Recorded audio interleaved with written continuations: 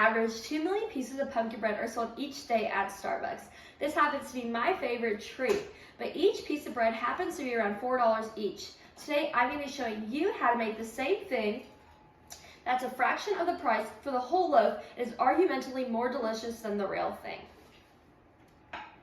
It's not only super easy to make, but it's such a fun process and helps you put you right into the perfect fall mood and makes your house smell like it too. This whole process will take about an hour, so let's get started. First of all, what you're going to need is 3 eggs, 1.5 cups of pumpkin puree, 2/3 cups of olive oil. I'm using sunflower oil, but any oil will work just fine. 1/2 cup of packed brown sugar, 1.5 cups of regular sugar, and 2 teaspoons of pumpkin pie spice and a teaspoon of cinnamon. And then a teaspoon of baking powder and 3/4 teaspoon of baking soda. And then a couple pinches of salt, and then 1.5 cups of all-purpose flour. And for the special topping, we're going to use about 3 tablespoons of pumpkin seeds, a tablespoon of honey, and about another tablespoon of olive oil.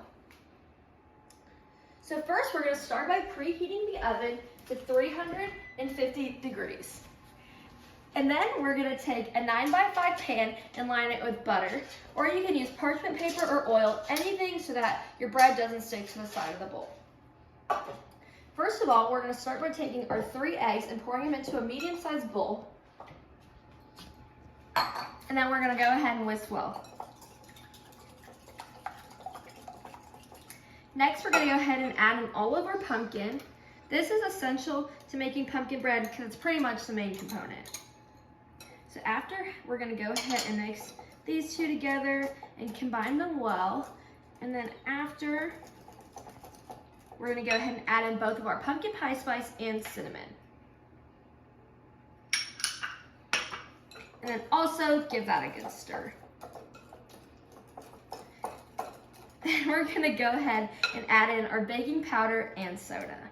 These are important to have in your bread so that your bread will actually rise and not just turn into a cake. And you're going to make sure that there's no lumps and the whole mixture is pretty much smooth. And then you're going to go ahead and add in all of our oil. You don't want to put butter, and you want to use oil so that your bread is more dense and it actually holds its shape. And this is going to make sure the bread is really soft and fluffy. Then we're going to go ahead and add in our packed brown sugar and our regular sugar and give that a good stir as well. Then, last but not least, we're going to add in our vanilla and our salt to taste. And again, give that a good stir. And so your mixture should be pretty runny at this point. You don't want it to be too thick. And then after, you're going to go ahead and add in your 1.5 cups of flour. And you can add this slowly so that it mixes easier and it's not as clumpy.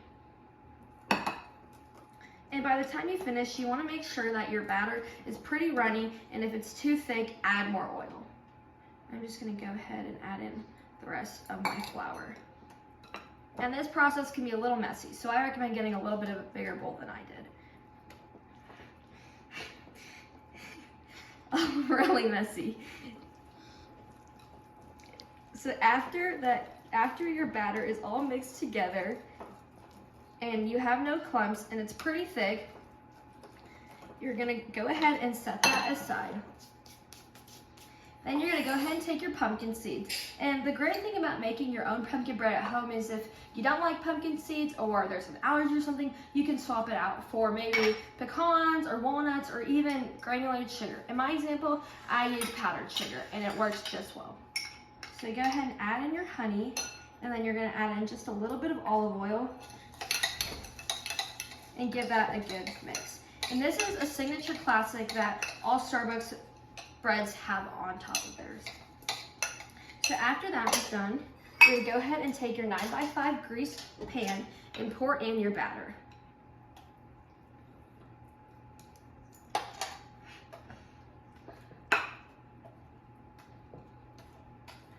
And you're just going to want to make sure it's filled up.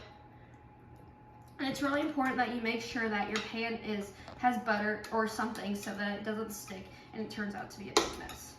So after most of your batter is in, you're going to go ahead and give it a couple of taps and probably wipe the sides off.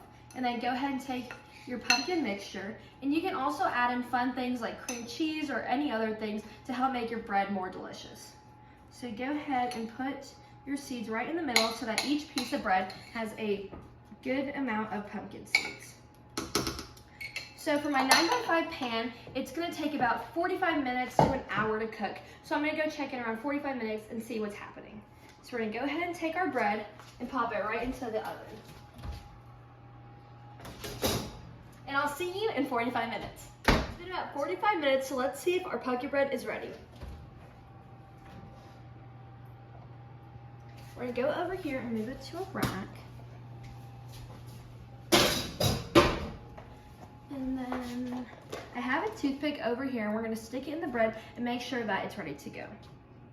And it looks like our toothpick came out clean, so I'm gonna let my pumpkin bread sit in the pan for about 20 minutes and cool down, and then you can move it over to a plate. And that's when you can add powdered sugar or anything else you want on top. For this batch, I'm gonna leave it plain. And then after the 20 minutes, you'll be able to dig in and see why this pumpkin bread is more delicious and cheaper than a Starbucks one.